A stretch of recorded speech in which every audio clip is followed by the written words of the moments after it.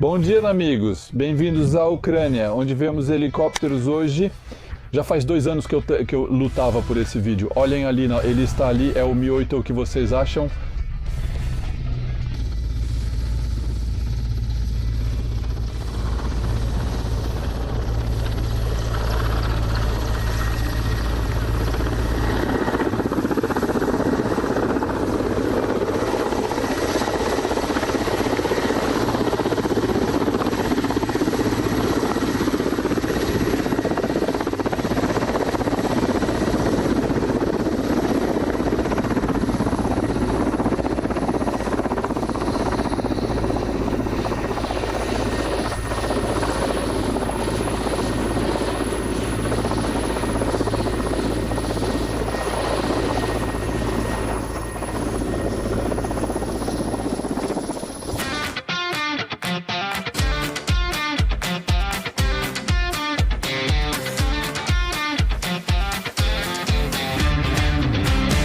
É isso mesmo, sim. Não é bonito, mas eu estou um pouco animado.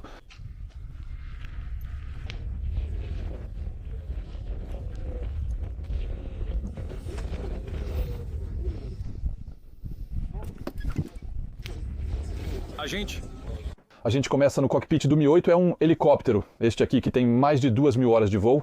Estamos em um equipamento que é dos anos 70, tudo ao meu redor. Bem, obviamente o mínimo que se pode dizer é que é velho, no entanto eles foram modernizados. Há uma versão com motor Stitch que oferece maior eficiência e garante melhor manutenção. Os russos não têm necessariamente os motores que vêm da Ucrânia, inclusive para eles. Então aqui eles têm a manutenção necessária.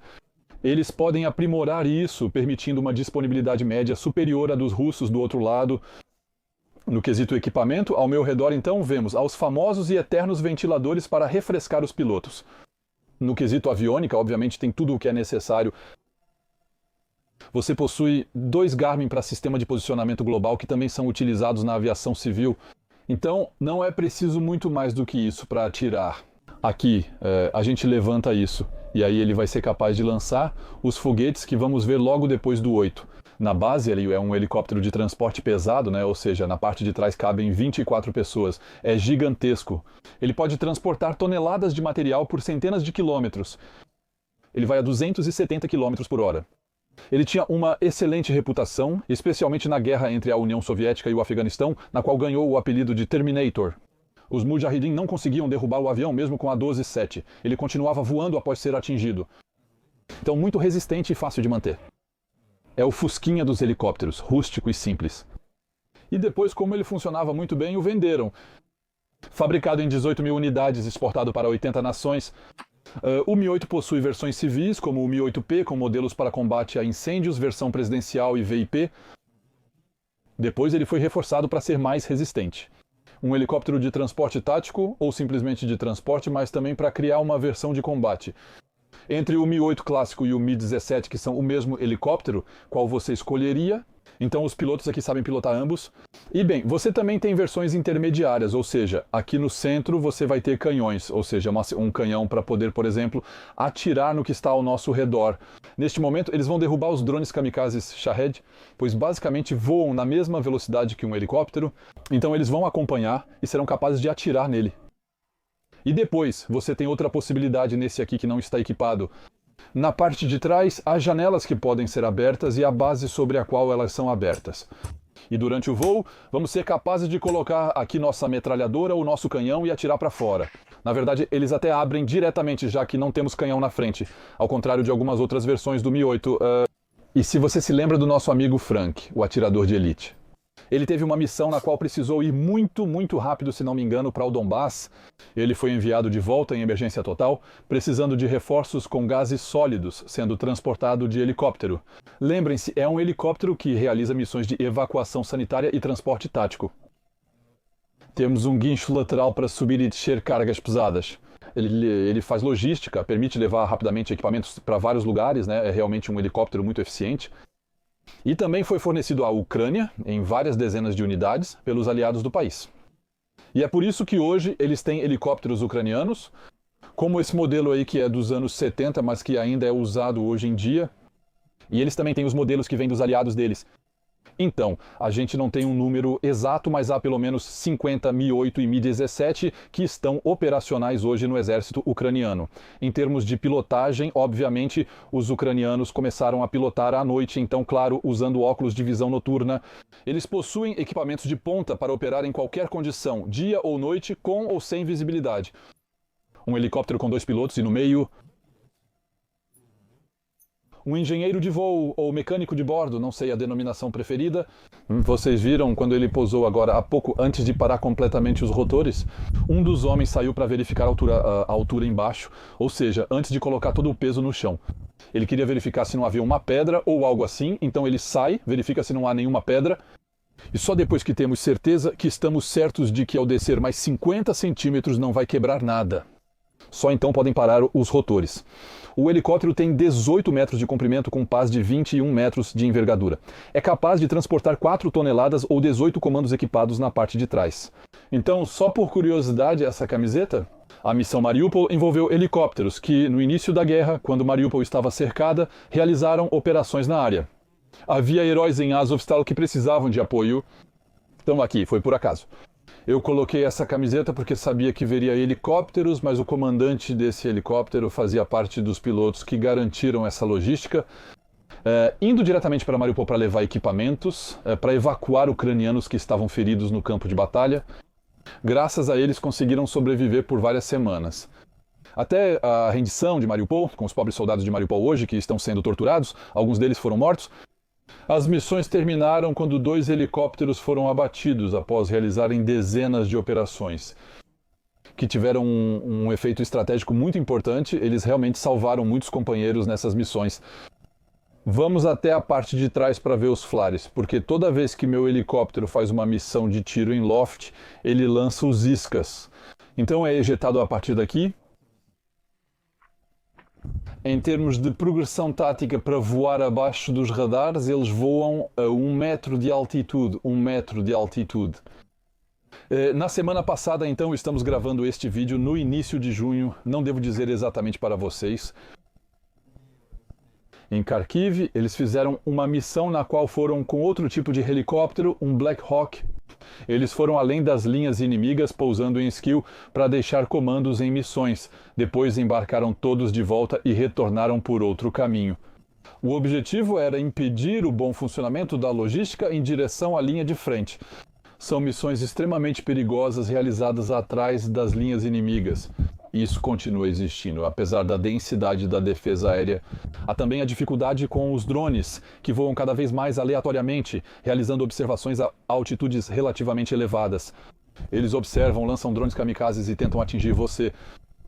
Quando vamos para a parte de trás, um detalhe. Isso se abre, então você pode aqui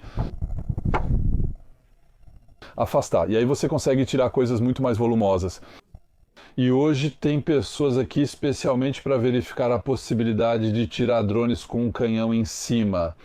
Ou seja, na frente você tem os comandos, atrás abre, você tem o drone que vai fazer suas missões com o canhão, e depois o helicóptero vai embora em alguns minutos, depois que todo mundo foi deixado.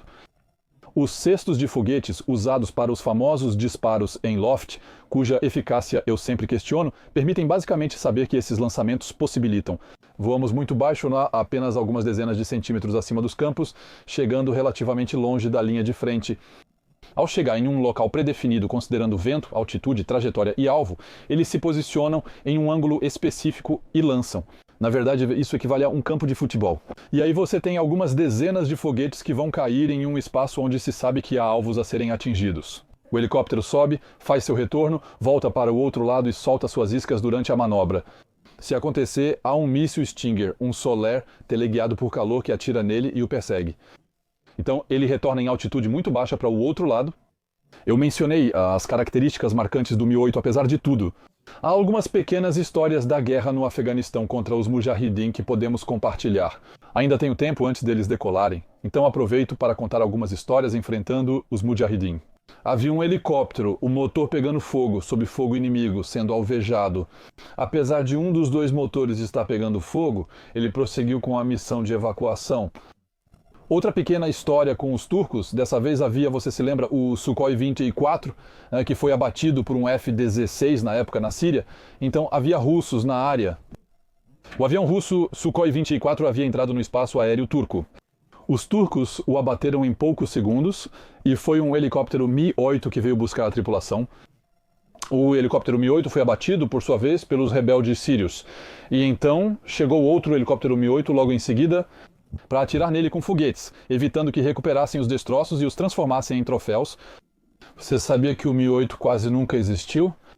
Nikita Khrushchev, que era o presidente da União das Repúblicas Socialistas Soviéticas, comandante supremo, ele simplesmente achava que no contexto de uma guerra nuclear que era prevista na época, os helicópteros eram pesados, caros, e haveria perdas demais. Então, ele ordenou a suspensão do projeto, mas Milley conseguiu contornar um pouco tudo isso. Apresentaram isso como uma evolução do Mi-4, como se fosse dos anos 50, é disso que estamos falando. E então ele conseguiu realizar seu primeiro voo de teste em 1961, e quando Khrushchev caiu lá um pouco mais tarde, em 1964, bem, já era tarde demais para parar o programa, então o programa foi lançado e eles produziram 17 mil, então. É o helicóptero mais produzido e exportado da história, usado por 80 países em diversos tipos de missões. Aliás, vou mostrar para vocês uma última coisinha. A gente passa por baixo, né? Não corre o risco de bater a cabeça. E aqui vocês têm o guincho, vamos levar as pessoas embaixo. Loucura. Vimos um Mi-24 passar ao longe, além de Mi-8 e Mi-17. As unidades não são as mesmas e não estão sincronizadas, mas ainda assim acho impressionante. O uniforme dos pilotos de helicóptero tem uma curiosidade. A aeronave é mal isolada do calor e do frio. Então, eles vestiam-se como os camponeses siberianos. Nas décadas de 60 e 70, quando faziam missões a menos 30 graus Celsius, subiam a 4.000 metros de altitude. Então, é um helicóptero que realmente, mais uma vez, é muito rústico, do muito quente ao muito frio, ele é bom.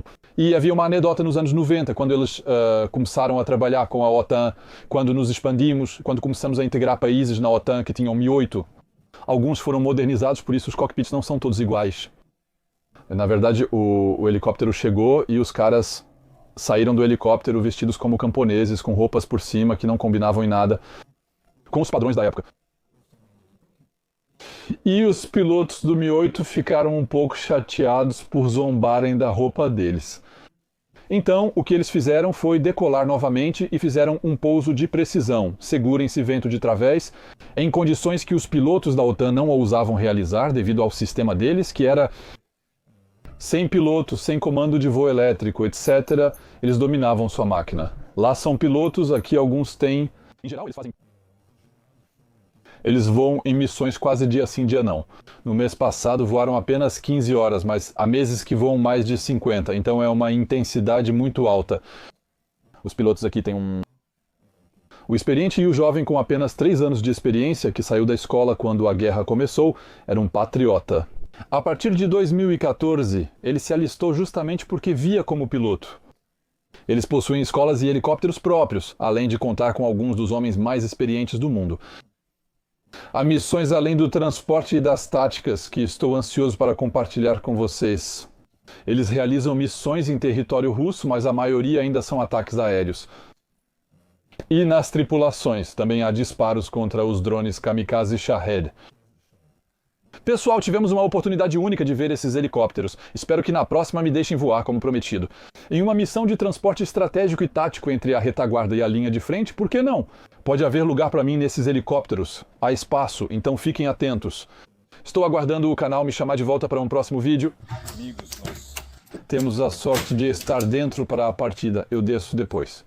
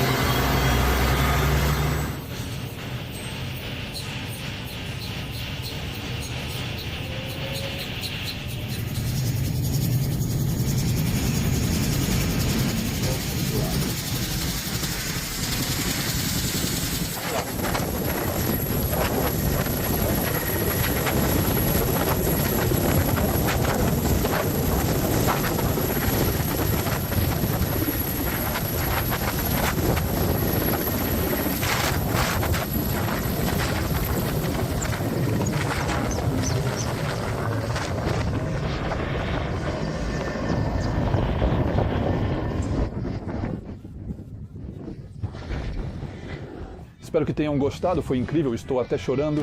Amigos, ventava um pouco. Inscrevam-se, vamos fazer mais vídeos assim, eu prometo. Vão para a missão, eles vão pegar o Shahed hoje à noite, não sei o que eles vão fazer. Que sensação incrível, amigos. Sim, agora eu perdi, incrível.